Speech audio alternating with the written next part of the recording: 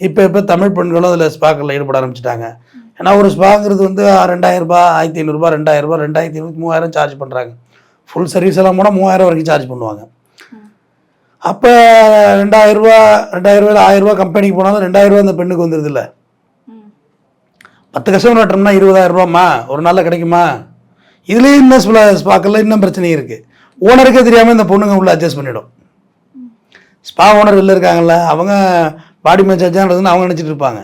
பார்த்தா இவங்க அதுக்குள்ளே உள்ளுக்குள்ளே சரி கட்டி இவங்க ரகசியமாக வச்சுருந்து அது ரகசியமாக இவங்க உள்ள பிஸ்னஸ் பண்ணிடுவாங்க. அதில் சில ஓனர்ஸும் மாட்டியிருக்காங்க இந்த மாதிரி கேசஸில். அதை கரெக்டாக போலீஸ் தூக்குள்ள கரெக்டாக தூக்கிடுவாங்கல்ல, உள்ள ப்ராஸ்டியூட் தான் நடந்துச்சுன்னு. போலீஸே மாறுவேடத்தில் வருவாங்கம்மா. மாறுவேடனா மறு வச்சுக்கிட்டு இல்லை, எவ்வளோ போலீஸ் மஃப்டிலே இருப்பாங்க. உங்களுக்கு தெரியாது, இவங்க போலீஸ்னே தெரியாது. ஒயின் ஷாப்லேயே இருக்காங்க, பிராந்தி கடை இருக்கலம்மா, அதிலே உட்காந்துருப்பாங்கம்மா. நீ என்ன பேசிக்கிற, என்னென்ன சதி திட்டம் திட்டுறாங்க, கோயிலில் இருப்பாங்க.